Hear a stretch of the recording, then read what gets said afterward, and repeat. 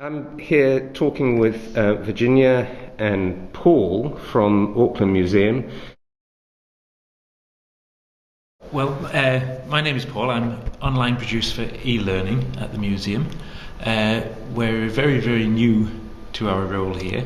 What I'm particularly interested in is how we can use new technologies to help close the gap between post-visit, pre-visit and the actual visit to the museum. We're very, very keen to ensure that the museum becomes part of a wider learning experience. We want to make sure that anything that schools, children, families generate once they've been inspired, hopefully by a museum visit, is actually something that is shared, and the technology exists to share that material now.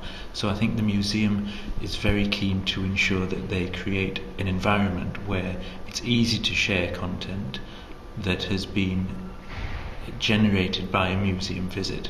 What I'm also interested in is looking at e-learning and building a community of practice for the teachers, so that if they generate good ideas, good practice based on a museum visit, then they can share that with other teachers in the field as well. meLearning in particular is a new field. We have a fantastic resource at the museum, but it's an area that we ourselves are still getting to grips with. We're still learning, we're still exploring, and I think it's a perfect opportunity to engage with the sector out there, who some will be novices, some will have ideas, some will be completely bewildered by it, and I think that's a good thing. It's a leveler coming to a museum which is a place of learning, but a little bit different from a traditional classroom. There's more freedom, there's more creativity, possibly, which can be harnessed there. The museum operates within and outside of the curriculum restraints. So some of what we are very, very interested in is extending learning for families as well as school children. So the idea that a museum visit isn't isolated, it's part of a wider lifelong learning approach, which can involve family, can involve friends, and using new technology to share that information is something that would be really exciting. And this seems very revolutionary too for museums. I mean, I suppose a view of museums has been, stuffy places that have dusty shelves of antiquities.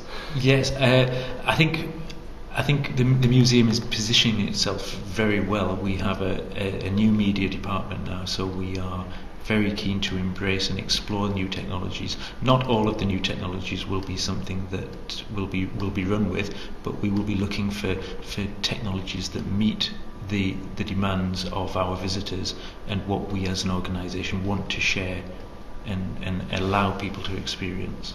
Thanks, Paul. And talking about new media, Virginia, you're the new media coordinator or manager? I'm the new media manager, so my role is primarily to support Paul. And I have to be honest, I'm new to the e-learning space, so and I think everybody is, so a lot of what I'm doing is working with Paul as we figure out what the museum should be doing in this e-learning space that will be beneficial. There's so much going on, and there's so many new technologies being thrown at us, and there's so much we could do. How do we figure out what the right things to do are? And Paul's point about building networks with educators and people outside of the museum that's really helpful for us to figure out what's going to be useful to people, and where should we be beginning and translating the museum experience into digital technologies. What might the kids be doing in 3 years' time when they come for a visit to Auckland Museum?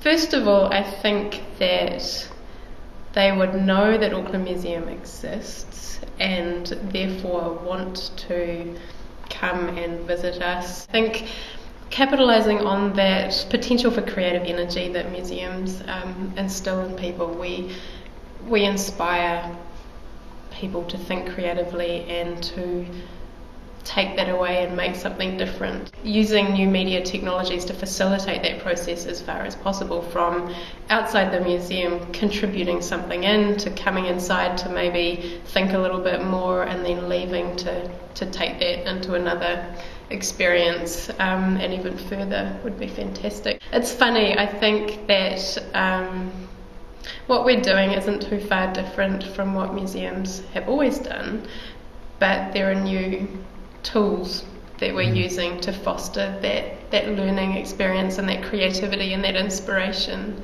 One of the interesting points that we've talked about is the idea that what I would like children to do when they come to the museum is to do what they do when they're not at the museum and when they're not at school, which is engage with new technologies in a very, very friendly, comfortable way. It's part of what life involves now, and so I think it's a very, very false divide sometimes when we say first thing is to switch off your phones, switch off your capability of recording, of photographing, of sharing, of chronicling your experience, when in fact what we should be doing is encouraging people to switch these machines on when they come into a learning environment, because the tools that they have in their pockets are incredibly powerful. And I think it's really good to recognise that sometimes it may not be the most appropriate tool to use, but in other times it can be a really, really beneficial learning tool. I came across a recent expression which I really liked, which was, it's not mobile learning or M-learning or E-learning, it's actually M-E-learning.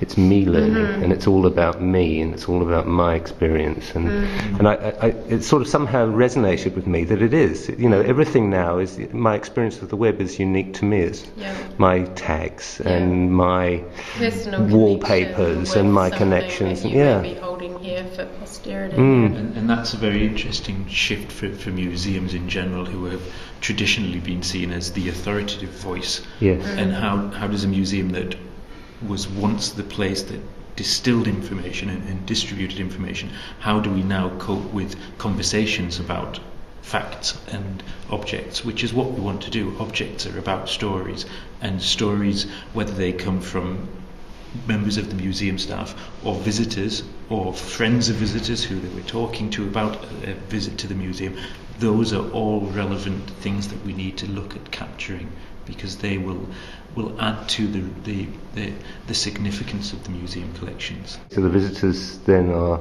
actually building... That's it. We don't just collect objects in a museum, we collect objects and their associated information, because that's what allows those objects to speak in a way in the future. We can only bring objects to life, which is, I think, what successful museums do if they have that information. Thank you, guys. No, that's great. Thank you.